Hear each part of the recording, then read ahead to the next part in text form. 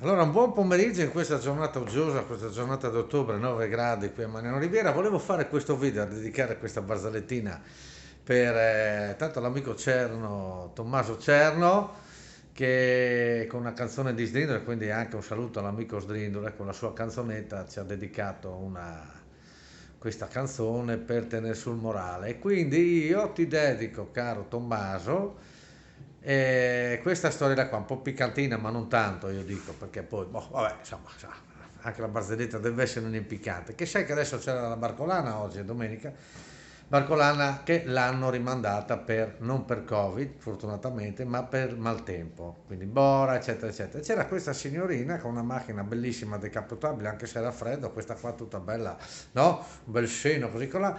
Arriva lì, è posto di blocco, carabinieri, a un certo punto la fermano e signorina buongiorno, buongiorno, e dove sta andando? E sta andando a vedere la Marcogliana, guarda che cioè Marcogliana l'ha rinviata, che no, sì, non la fa per non la fa, no. È patente libretto, ma cosa fosse il libretto? Sì, il libretto è quel grigio dove che vediamo la macchina, no? Ah sì, questo sì, ecco.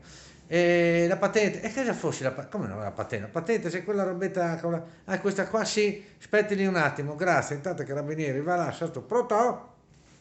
Centrale, vedimi di questa signorina qua, Bellardinelli Franca, sì, lo dico, dalla centrale, scusa, una biondona, col seno descolata, un po' svampia, un po' così, un po' colà, un minigonna, sì sì, no, lascia stare, ben a posto tutto, però fa una roba, fate una risata, cioè quando ti dai i documenti, tira che fuori e te fa, ma no dai, ma sì, abbiamo fatto anche noi, prova, tira, boh, vabbè.